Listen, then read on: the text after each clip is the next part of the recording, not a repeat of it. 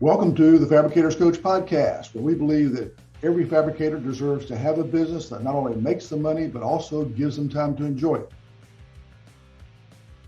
In each episode, our goal is to share real information that you can take action on and use today.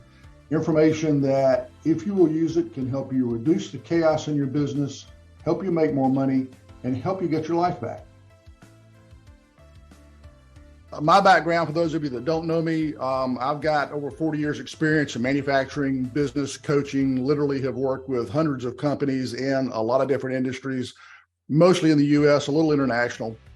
I owned my own brick and mortar business back in the 80s.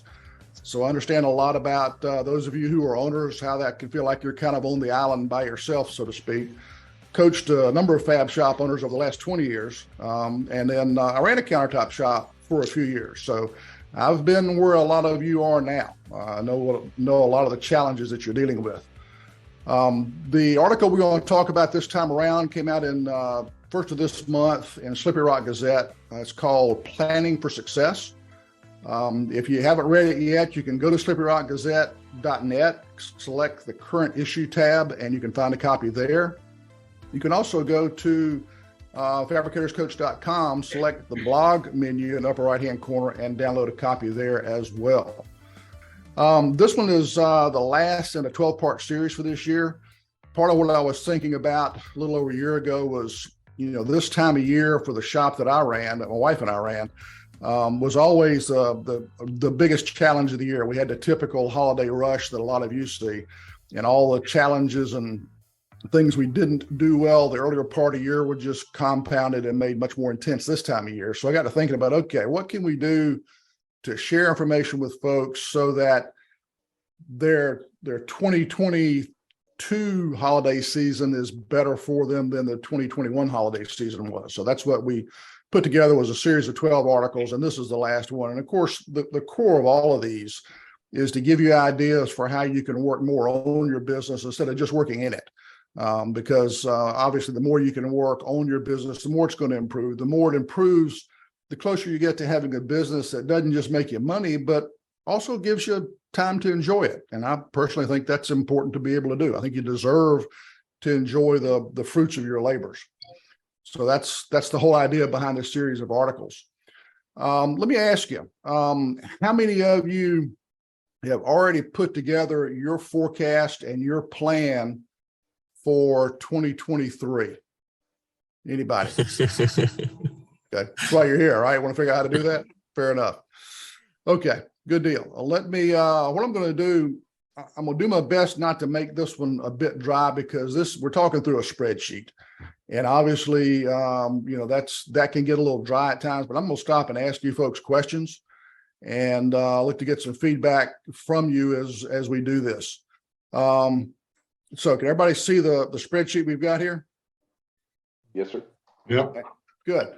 So obviously the first step in doing this is to download a copy of this. You again, go to the website, fabricatorscoach.com, hit free tools, and you can download a copy of the spreadsheet. The next thing is what I think is probably the most challenging for most folks, and that's looking at next year, looking at 2023 and figuring out, what do you think your sales are going to be for January and February and March and every month in 2023? Anybody got any thoughts on how you might figure that out? How many of you are comfortable doing that? Well, a lot of it seems to come off of what your historical data is. Yep, that's a good place to start. Go ahead, and one thing you can do is just go ahead and enter in your sales by month for 2022. Because I think, Stephanie, part of what you're probably alluding to is the fact that we've all got a little bit of seasonality and kind of some patterns there. Mm-hmm. Okay. Yep. All right. So where would you go from there? Does anybody think? Anybody got any thoughts? Hey, Ed, I'll share a little bit of because we haven't finalized this yet, but we got our forecast in for next year, what we think is going to happen. And so what we did is we broke down our customer base and looked at how much was builder work, how much was contractor work, how much is what we called retail work, kind of walk-ins. And then we apply percentages of growth or decline based on our interpretation of what the economy is going to do next year on each one of those buckets. And then we looked at what bucket for each of our customers and revenue and how that distribution fell in the last year. And then we kind of applied that logic to what we expect this year based on that. And, obviously the biggest anticipation we have is all of our builders. We expect a nice decline in our builder work just because of what's going on in the environment. So we did that, and that gave us a kind of a good sense of what we expect and kind of how we forecasted that with all of our monthly sales from there. So at this point, I'm going to sit back and let Dan teach the rest of the webinar. That's exactly right, Dan. That's the thought process you got to go through is look at your different industry segments, figure out what you think is going to happen. And let me ask you this, Dan, since you've already done the work, how did you figure out for each of your business segments, each of your market segments, how did you come up with some idea of whether they were going to go up or go down or how they were going to change for next year? Where'd you get that information from? Yeah, and by no means do I intend to teach this, so I am a learner here. But we spend a lot of, and my background's not in this, so I know other things more than I know Granite. Just so everybody knows, I had a career before this in a different company, different industry. So I guess the best way to answer that would be I don't know the normal ups and downs of this. I mean, I do, but I don't know to the extent that all of you on the line do by any stretch of the imagination. So I spent a lot of time. I started a year ago, and it seems like a year ago we started talking about recessions and all that kind of stuff. So it's been fun. So I spent a lot of time analyzing and talking about and getting a sense from our builders. Hey, what do you expect? What are you forecasting next year? What's our sales initiative? What are we focusing on? What do we think is going to grow? What are they saying? The internet, people that you read about the economy, what are they saying online? Well, most people are saying remodeling is probably going to do pretty good next year, relatively speaking, because people aren't moving, but they're going to remodel. So we kind of took that into account. Then we said, all right, looking at just reading information about mortgage rates, it's like, okay, that's going to take a pretty good hit, or we think it is take a pretty good hit. So we were more aggressive in the percentage decline there. So I don't know that I have a good answer. I don't know. I just try to read a lot about what's going on. It's one of the first things I do in the morning when I come in is read any information I can to get a sense of what you can expect on each one of these segments going into next year. Read a lot of magazines, industry magazines, all that kind of stuff. So I think it's a great answer, and there's a lot to unpack in there, and we won't get into every bit of it. But I think the one of the biggest takeaways is there's lots of different sources of information. How many of you are, and what you get, online, and what you get in trade press, and what you get from the national news, sometimes that stuff jives with each other, and sometimes it conflicts. And I can tell you, working with folks around the country, the changes that we're seeing already are based on some of its geographical region, different parts of the country, different parts of certain states, some states having more of an impact than others, and then also certain market segments. One of the things that on some of the economic forecasting I follow, the multifamily construction, commercial construction tends to follow the trends and a part of that's the lead time for getting those projects off the ground, getting them planned, getting them approved, getting them financed, all that. It takes longer than building a house or doing a remodel. And so when you start having these big economic impacts, people who have a lot of business in those commercially oriented segments tend to see the effects of a downturn or upturn later than folks who are doing remodeling or new home construction. So those are things to kind of keep in mind. But let me ask you, how many of you are members of your local home builders association or some sort of contracting group like that? Okay. Well, we Several are. of you. Okay. Now you're, a lot of times when I ask this question, people say, well, yeah, we are, but we don't attend a lot and none of our customers are members. And so two thoughts. One is that showing up on a regular basis, that helps build credibility. Hey, we're still here, guys. The other is that while your customers may not be in that room, in that meeting, people who are a lot like your customers are. And so asking them questions, hey, I'm hearing lots of stuff in the news. What's your best guess as to what's going to happen the next 3 months, 6 months, next year. Whether you're talking to a custom home builder, a production builder, a remodeler, whomever, start talking to these folks and picking their brains to find out what they're thinking, because they'll be making the decisions for their businesses that will trickle down and have some impact on your business. Okay.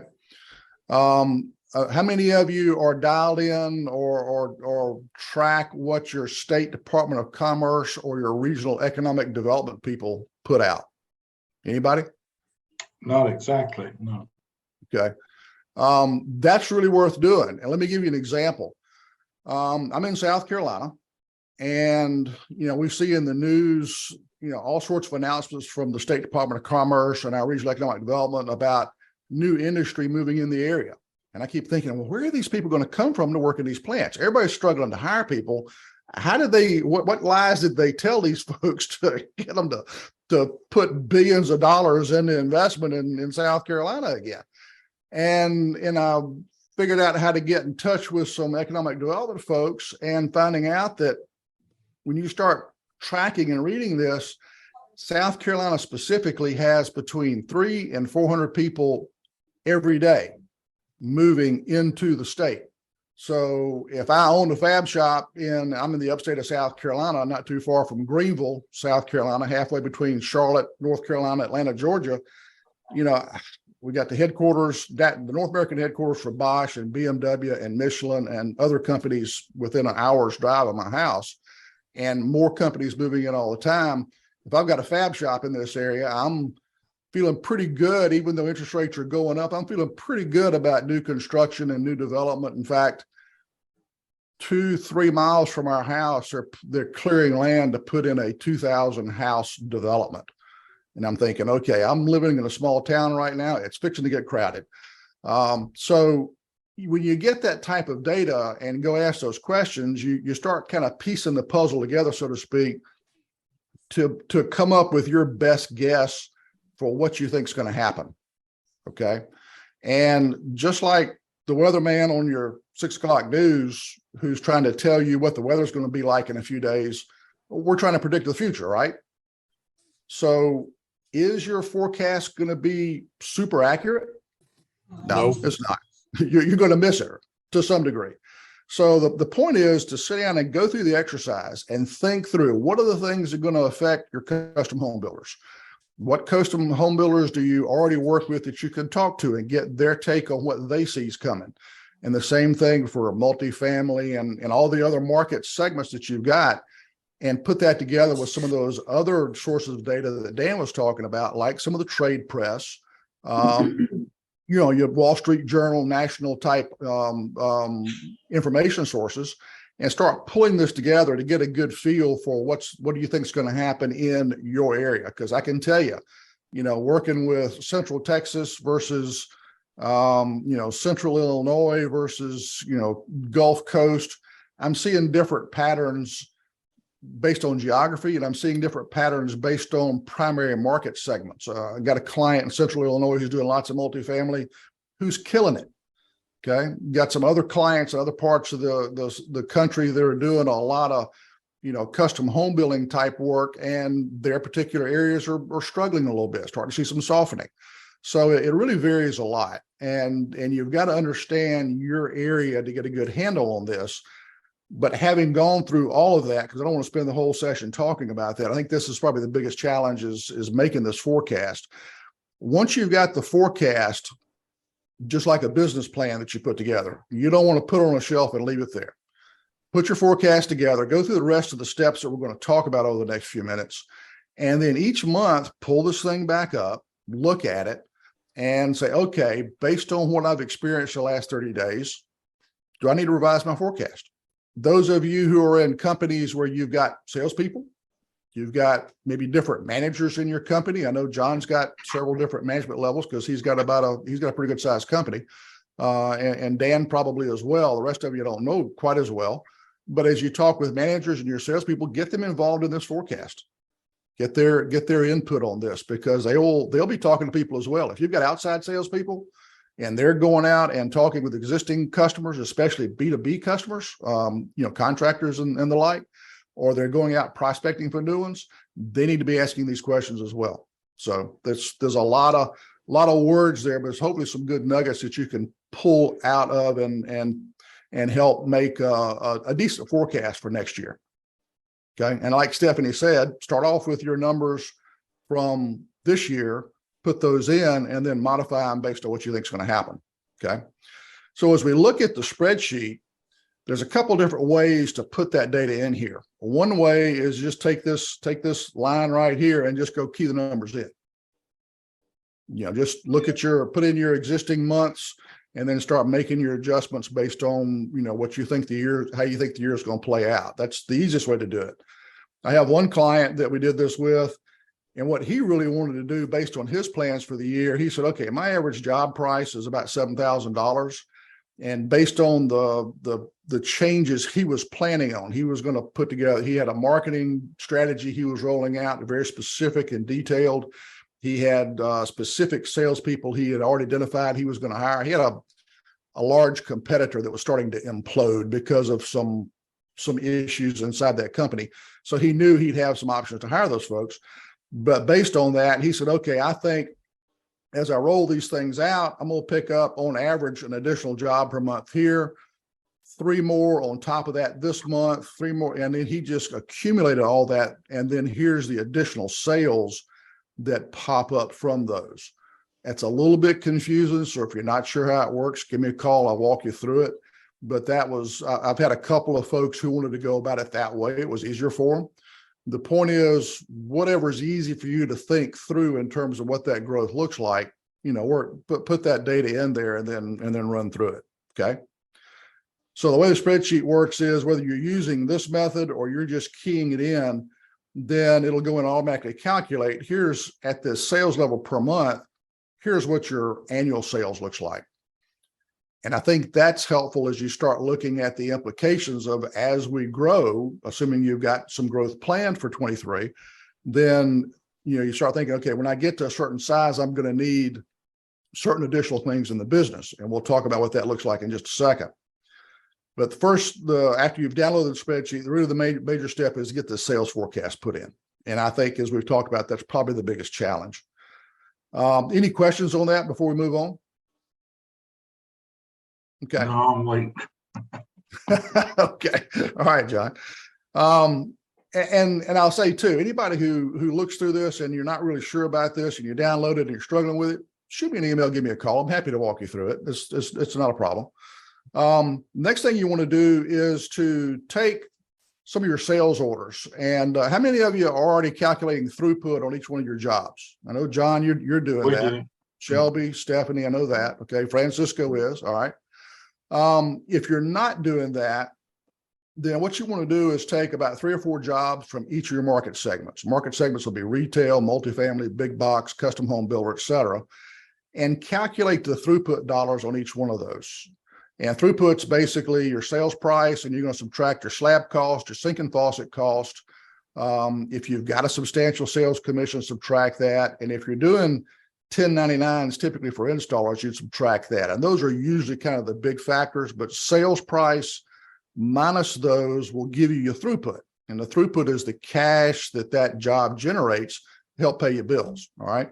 And so you want to take 3 or 4 jobs from each market segment and do that calculation if you're not already doing those, and come up with this number right here, which is kind of for all your market segments together, what your average throughput is on those market segments. Now, if you want to get really detailed, you can add some more lines to the spreadsheet and do this for each market segment and do a weighted average based on percent of total. You can get fancy if you want to. I'm trying to keep it simple here. Okay.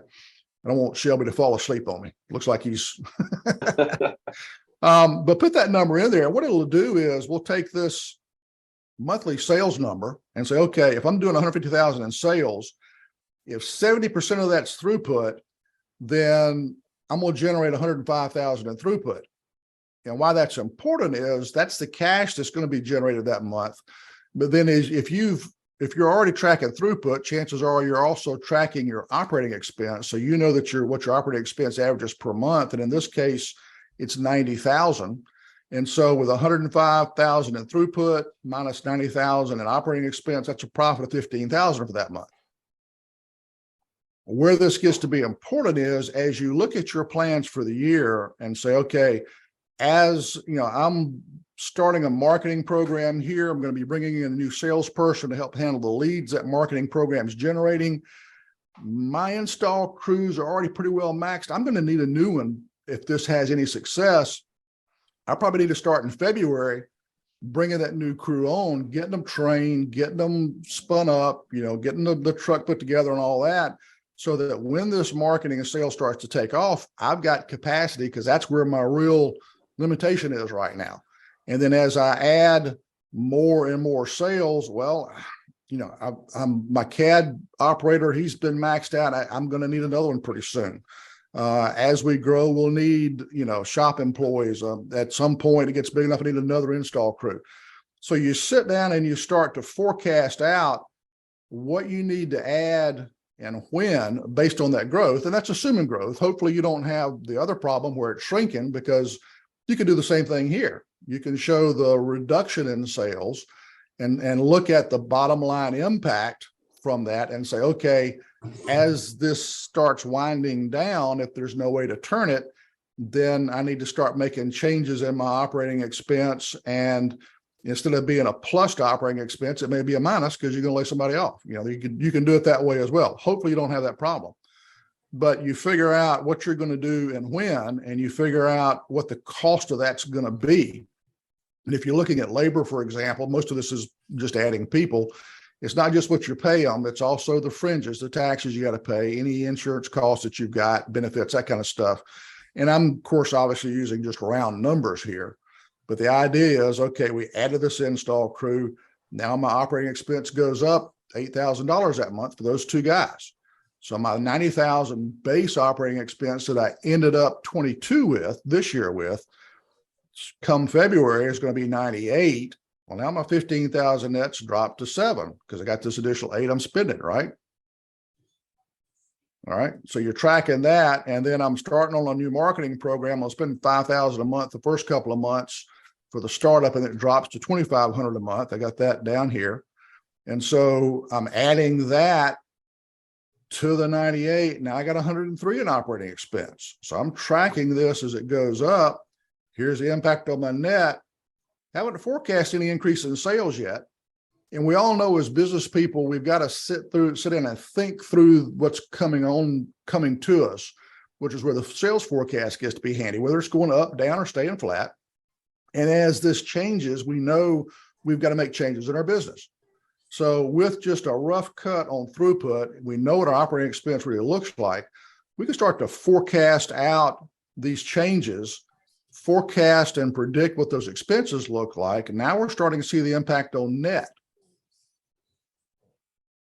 And we know sometimes we got to spend money to make money. Sometimes that means we got some net negative for a little while before we start seeing a real positive return, because we got to build some capacity ahead of that demand. And so, you sit down and forecast, well, I started my marketing plan here, and the first few months are kind of slow for me. Typically, first quarter, things normally pick up in April. It may be that by the time March rolls around and I'm looking at this March of next year, it may be we're already picking up a little bit more, because the market segment that we're in, the geographical area that we're in, is starting to see an uptick. The weather's gotten warmer earlier, so the spring rush has started earlier. Anything like that can happen. So you might adjust those numbers. And so this monthly sales here might be, 160. So you put that in, and all of a sudden you see the impact on these numbers. Okay. So what this does as a tool is it gives you a structure to sit down and think through what next year is going to look like, and causes you to think through, okay, what are the implications of those changes? Going up, staying flat, hopefully not going down much, but working through those, and then plan, what do we think we're going to have to do and when? And then if you're going back and reviewing this month to month, and obviously if you've got, ops managers, production managers, install managers, if you're a big enough company for that, having them involved in this discussion for what are we going to do and when. When I get to this 160,000 a month, 100 and in this case 188. Yeah, I'm gonna need that. Your ops or your shop person saying, yeah, I got to have another CAD guy, and I need another polisher because I got to take this really good polisher and turn him into a fabricator, or he's going to be a CNC machine operator, something like that. So it's talking through what that strategy is for next year, and this is a tool that gives you a structure to do that and helps you put some data behind it to say, okay, what's the impact? What do we think the impact on our bottom line is going to look like? I did something similar to this last year, and Okay. How'd it work out? completely wrong. Is being this consistent? Is this something that everybody else does? Is like across the board every month is consistent in what you're bringing in, like your monthly gross? Because my P&L for this year, March we did $250,000. January I did 50. In January, almost all of our machines broke. Half our shop was out with COVID. Someone broke their foot. Like it was a whole bunch of stuff that was out of our control that happened. So like January, I have 50 grand, which is negative, a bunch of money. And then March, we were through the roof. And then July was another one. Our entire shop had COVID. Another machine went down in July. So like those fluctuations completely screwed my plan up. Yeah, trying to predict COVID's a little tough. Yeah.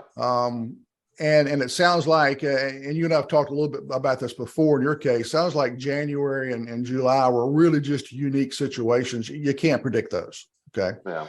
But let me ask you, the other months that you forecast out, were you kind of in the ballpark on those forecasts roughly? In terms of spending money, yeah. In terms of how much money coming in, not so much. Okay. Do you know why things were off from your forecast to your actual? When I only count the money when we get paid for it, not when we finish it.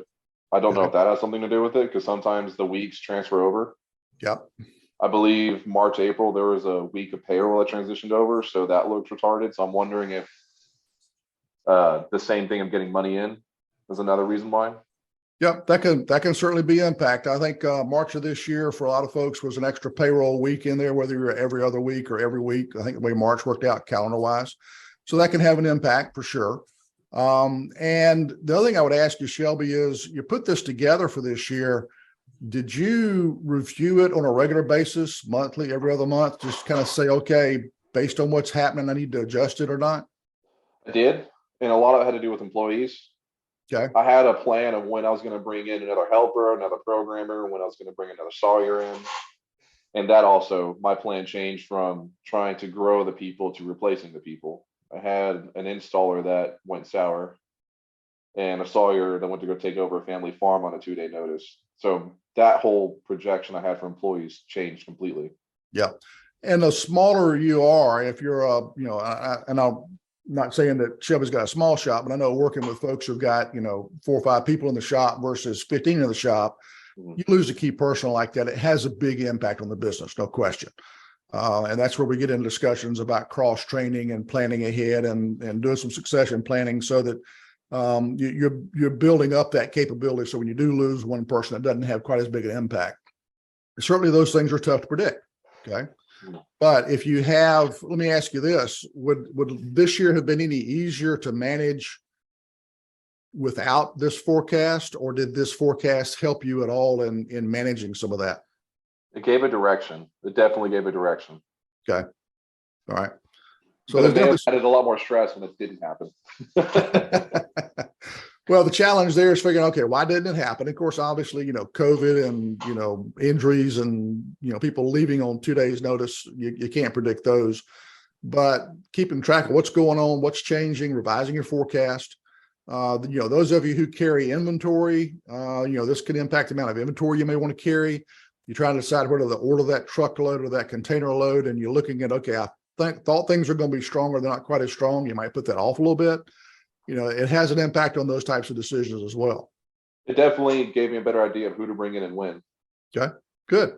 Because whenever you're busy and no one else is, why is that? And if you're working 80-hour weeks, but your numbers are low, what exactly is happening? So there's an emotional decision without having the number. So that it did give me a better projection of what I need to do. Okay, good. Rather than good. what I'm feeling. John, you were looking earlier like maybe you had some questions. Well, I do. We have a mix of business. We have regular retail jobs, remodels, and we've got a lot of those going on because for over a year, they broke all sales records here. I think everybody from up in the snow area was going to migrate down here. So they get a house, they stay in it for a few months, and then they start to remodel. And it's good business and it's kind of steady. It is hard business, in our opinion. I would prefer new houses. Well, we deal with one production builder in our history, really. For the last 4 years, we tried to keep them at a 20 to 30% of our business. And the majority of our business, the best OE, the best throughput is the higher upper jobs. Mhm. The ones who are up in Kiel, Palmetto Bluff or Sea Pines, where they don't seem to have budgets. They're different. And those jobs might go on for a year because you might have to do one room at a month. And we don't set tile or we don't do slab walls. We just do countertops, some fireplaces. I would like to know how to make money out of the production part. We have a lot of builders down here and they're building, we got a new Sun City going up, another 6,000 homes. Lennar just announced 3,000 in another section out here. Every production builder around, and we don't work with those. So I've thought about trying to start a night shift, and I don't know if other people are interested, but it seems to me like if we could make money doing our retail and our custom builder jobs, if we could then use our equipment and our facilities to produce the production parts, maybe on, like I say, a night shift, but have no idea how to do it. Yeah, unfortunately, this spreadsheet won't answer that question for you. I know, but I was hoping at the top that it showed the different, like you talked about builder and retail, and that's kind of what I was trying to find some information about. Yeah, Well, what you can do is you could go in and do this monthly sales for production builder, for custom home builder, for remodel, for retail, whatever you want to do, and do a sales forecast for each one, and then do your throughput calculation for each one. Your OE is your OE for the company, but you could detail this out, and that would maybe make it a little easier for you to think about, okay, which one of those segments is going to grow versus not. I tried to keep this simple just because everybody's business is a little bit different, but you can certainly add that data here. Yeah, and I'm in the same boat, John. I have a production bill. I do some work for DR Horton, and some of those jobs are $3,000 for the house. And I've got a whole lot of custom production work where I'm in wine country over here. So we do some multi-million-dollar homes where I'm doing one tomorrow. It's a $60,000 install. So I've got to break. I have to just take this and have 3 or 4 different segments for what we do. I do some apartment work too.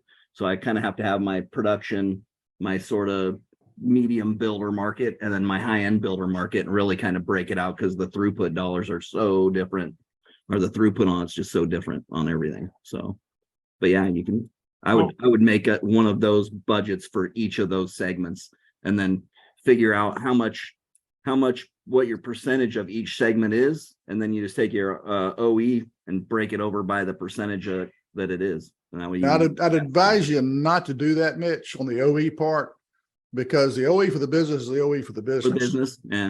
Yeah. And so what you want to do is all those different segments generate cash at different rates to pay for that OE and generate profit.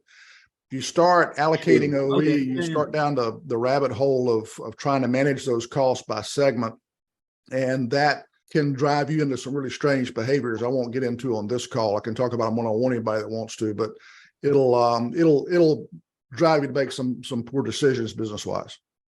Yeah, that makes sense. Yeah, it's just a caveat.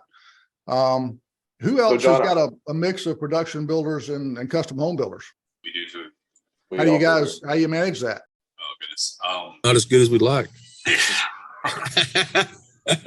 Yeah, we have about 32 home stores that we deal with. We also do custom jobs here in town. We have a few builders here in town. Our parent company is a nationwide tile company. So we pick up large commercial jobs. We just finished a casino that's in South Louisiana that we've been working on for about 6 months. We actually, I know John had spoke a little bit about it. We tried the night shift. I think you have to have the right people in the right position to make that work. We tried to take a guy that was a rock star on day shift and try to move him up to be a manager on night shift. And we realized he's a better rock star on day shift than he is a manager. So we're actually pulling, next week, we're pulling our night shift back in. Now, our night shift was a skeleton crew. It was a very small group of people. So it's not so dramatic to just pull those 3 guys back in and push them back into our production day shift. But yeah, it's been rough to manage, you know, because a lot of the like large commercial jobs we do, we may not install those. We may just be fabricating those. And I'm sending out, you know, 800 to 1,000 square feet a week to a job that I still have to keep my installers busy through the week. So that gets a little difficult to me. Yeah, the decision we made on starting a night shift, it was more so on how do you make sure the night shift runs without having to be there on the night shift yourself. And when you started actually thinking about it is, okay, so to make a night shift work, who do you have to have? You have to have a sawyer, a machine operator, whatever your crew is. But then you also have to have someone who can answer the questions and make sure they go, because nobody's really good at creating a to-do list for themselves. If there's no one there saying, hey, we kind of need to go in this direction, nobody's going to do anything. Our biggest hang up that we had, and we still continue to have, kind of the reason we're pulling back on the night shift, when there is not that person there, like you're saying, that can answer the questions, my guys will tend to get hung up on a problem, and then they spend half their night working on a problem rather than making a decision or moving on from it. They're really just making the right decision is really what it comes down to. And if something happens and they can't get a hold of you because it's 2 a.m. Yes. Yeah. Or if someone calls in and doesn't say anything. Yeah. And you have no backups or anything like that. So we decided to add machines rather than add a shift. Did that work out for you? It's working out great right now. And it's easier to manage because we're all there. I already have area managers set up that handle all the machines, and it worked. In my head, I never tried the night shift, so I don't know if it worked better or not, but the way we went is working better for what we were trying to do, I guess. Well, we were thinking about a small crew at night to do 3 or 4 kitchens a day or a night, but I haven't figured out how to keep those pieces from the saw to the CNCs to the whatever separate and not get them mixed up with what goes through in the daytime. Color code I your just carts. can't wrap my head around it. Color code your carts. Well, we use these speed labels on every piece, but I agree. You need somebody there who's in charge that can make sure the right label gets on the right piece, so it doesn't go get up in some CEO's house up in Kill. I took Ed's color, like the red zone, where at noon the day before you walk through and inspect everything, because at noon the day before that job should be done for the next day. I kind of took that a step further, and I've got a black, blue, and a red zone. The black is off the saw, needs to go on a CNC. Blue is it needs to go on a table and get inspected. And then red is it's been inspected, it's done to the best of our knowledge. This job is ready to go. So if you're trying to separate between a day and a night shift, that's something I would go for, is color coded. So Well, I like that. Yeah, what we normally do, Shelby, is do like red, yellow, green. We had the red discussion. We didn't have the yellow, green discussion. So you got different colors, which is great. It still works. Yeah, the challenges you guys are talking about, there's 2 sets of challenges. One is night shift when you've got a good day shift. And the other is running production builder type work along with custom home builder work. And I can tell you, in this industry and in others that are doing highly custom, low volume work versus high volume cookie cutter production work, anytime you mix those in a factory, you have problems. And you're really in other industries, and not so much in this one, but in other industries where you've got a little bit larger critical mass, it's almost better to have 2 factories within a factory and have that focus, because the processes, the procedures, the way you're looking at the product that's running through, the way you manage that is significantly different for high production versus low production, high quality custom work. And so that's a big challenge to mix them together. I'm not saying it can't be done, but it takes a lot of really close, tight management. If you're doing day shift, night shift, I've had lots of clients and lots of industries try to set up night shifts, and take the guy who's the best operator, woman who's the best operator, make them the lead on the night shift is tough, because that same operator is going to struggle if you make them a lead on the day shift, or a manager on the day shift, because they're a good technician, they're not a good manager. And you also have some potential liability issues and safety issues if you don't have a designated manager, a designated supervisor in that night shift. Somebody gets hurt, somebody comes in and there's, a robbery, or an ex shows up, ex-boyfriend, ex-spouse, whatever, you got a domestic situation, all those, you got to have that kind of stuff handleable. And I can tell you, I've lived those, and I say that because I've lived those scenarios before. I was running a mid-tier defense contractor where fourth quarter of every year, because the way federal budgets work, we went from a single shift 5-day operation to running 24/7. And there were times I'd be driving, I get to work the next morning and find out where's so and so. Oh, we had to fire him last night. Why? Well, we caught him in the guard shack doing something they weren't supposed to be doing on company property at night.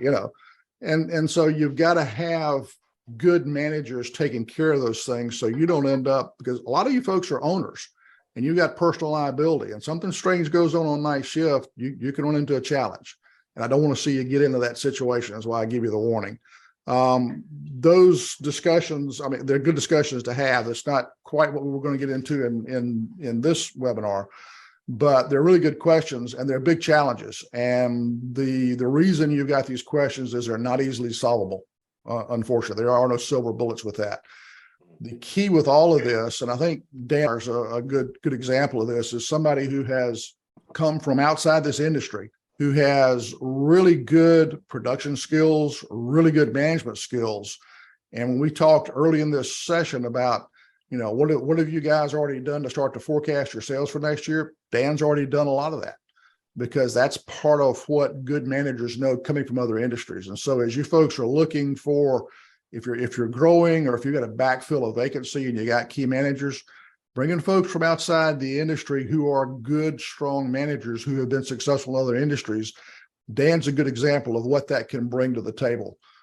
He and I've talked a few times over the last year or two, and some of the things he's doing in his shop are really, really the types of things that need to happen in manufacturing plants, because he's got that background. So Dan, I hope I haven't embarrassed you. I hope I haven't spoken for you, but that's, I think, a lot of what you've been doing. And I think you're a really good example of what can happen in this industry when you've got those skills, and those skills and that experience really helps address a lot of these issues we're talking about. Yeah, I'm embarrassed, but I'm just kidding. I appreciate this nice comments. I will say that listening to you guys talk, the other thing, I think Shelby, you were saying your plane got blown out of the water, which is totally normal. One thing I learned this year and tried teaching our team this year, and you guys may know this, I don't know, but it always seems like there's some unexpected expense that comes up, like we got cranes, like the crane breaks down and you think it's going to be $1,000 and it's $3,000, or new spindles that are 30. Raises. Yeah, or whatever, or raises were higher. Your employees, like last year, we did a more aggressive rate raise than I would have expected to do, right? Part of the thing. So one of the things that the company I was with before, whenever we did something like that, we always had to pay for it somehow. It wasn't just in addition to, okay? So for instance, when the crane happens, it's like, okay, some of those operating expenses, instead of just taking that spike during that month and just eating that additional cost, let's say it's $5,000, we'd internally look and say, well, how do we pay for that? Well, you can pay for it for things that you don't need that month. You cut in other areas or delay in other areas to be able to offset the cost of unexpected things that occur, okay? And what that does, it allows you to, one, really determine if you need it or not. And then two, it allows you to level off your expenses. And why that's so important is because you can better forecast what you can anticipate your money that you're going to make and all that kind of stuff. So we started doing that, and we even did it on what we call shop supplies, just normal stuff that you have around, install and shop supplies. And the person that manages that for us, I started monitoring it and telling them to do it that way. and we cut our shop supplies down by 20%. It's amazing. It's like, well, maybe they don't need as much as we were, but I don't know what the hell happened, but all I know is we're spending 20% less than we were before because we had to pay for something else. And that doesn't apply to everything, but as you guys are talking to your leaders and stuff, one thing that I learned here is not that you don't want to provide tools that your people need. Obviously, all the things that they have to have, you've got to buy. But it's amazing when you manage it and you tell them, hey, we got to pay, how are we going to pay for that? They'll find ways, especially those that are managing budgets in different departments and stuff like that, or you'll realize if you really need it or not. Sometimes it just pays it forward to the next month and you end up, but that helped us a lot where we cut down our expenses a lot just by that little tool of doing it. So I don't know, hopefully that helps. I'm sure you guys are all doing that now, but just something we came across this year. Well, I think part of that too is just making those expenses visible, making people aware of them. Anytime you can take data like that, performance data, spend data, and make it visible, people understand, hey, when I take this polishing pad that's not working quite as well and I go toss it in the trash can and go grab another pack or something, how much money am I holding in my hand right there? And not that you want to obsess and spend all your time managing costs. There's a whole lot more profit to be had by driving throughput up, but staying on top of that's really important. You kind of along the line of what Dan was talking about. I used to work for a guy in textiles earlier in my career. He'd kind of look at an area and think, okay, I think there's some opportunity here. So he'd walk over and he'd grab one person that was working in that area and he'd take them and put them somewhere else to work and just make the supervisor do without that person for a while. And if it worked fine, great. If it didn't, okay, we'll figure that out, So yeah, those kinds of things are all good ways to keep track of your costs and that sort of thing. Let me ask real quick, we're getting close to our hour and I didn't say this before, but what I typically do with these webinars is I keep the session open for about a half hour afterwards. So if anybody wants to talk about anything, we can. But before we wrap up at the end of our hour, are there any other questions about this planning worksheet and about this planning process? Well, I hope this has been helpful for you. Hope it's been useful. And again, you can download your own copy. As you work through this, if you've got questions, you need some help kind of thinking through a few things, send me an email, give me a call. Be glad to take some time and kind of walk through it with you just to help you get through it. I think it's important to do this. A lot of folks in this industry don't do this type of planning. And I think it's important to do, especially with what is probably coming at us the next 2 years economically. Sitting down and thinking through the implications of those things is really important, and then tracking how well it's going throughout the year. How many of you are going to Tice at the end of January? Anybody? Francisco, Going to, but okay. We have some people going. I'm not personally going. Okay. All right. So any of you that'll be there, would love to run into you, have a chat, meet you face to face. Zoom is fine, but face to face is better. It looks like I haven't gotten the final schedule yet. I think I'm speaking on the Tice stage, and I will be in the ISFA booth doing a coaching session. So if you're interested and want to meet, be glad to do that. We got some new things coming up next year to keep an eye out for. One is with the pressure on the economy that's going to be coming at us, sales and marketing, of course, get to be much more important. I've got a sales mastermind that I'm working on with a guy who is a master sales trainer. Don't have all the details on that yet, but if you're getting our emails, which if you're here today, you probably are, we'll have information coming out on that early next year. Also putting together a marketing workshop. We've got a couple of resources, some guys I do some work with who I've got them in some of my clients already. One of them does nothing but B2C social media for countertop companies, countertop specialists, okay, is what they specialize in. Another one who does B2B marketing for countertop companies only, sets up really robust CRM, sets up your email campaigns. Couple of really good, sharp guys, got a lot to offer. And then I'll be talking about some of the metrics that we can use to help drive the strategies. That's probably going to start we're finalizing that now. It's probably going to happen sometime mid to late February. So look for some information coming out about that. So if you have any interest in those, reach out to me, let me know, but you'll be getting emails on that as well. Next article that comes out 1st of January is called Decisions, come out in Slippery Rock Gazette. And the focus of that article is, when you're starting to make decisions on which robo saw do I buy? Which CNC router do I buy? Which software package do I buy? A lot of good options in the industry these days. How do you make a good decision?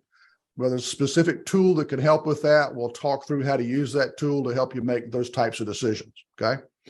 So folks, appreciate you taking time out of your Thursday. Happy to have you. Hope this has been useful for you. Like I said, I'll hang out for another 20, 30 minutes. Anybody that wants to chat about anything. But above all, hope you folks have a great holiday season and a great end of the year, and look forward to talking with you again next year if I don't see you between now and then. All right. Thanks, guys. Thank you. Thanks. Thank you for listening to this episode of the Fabricators Coach podcast. If you've got any additional questions about this particular episode or anything else, please check us out at fabricatorscoach.com. Thanks. Have a great day.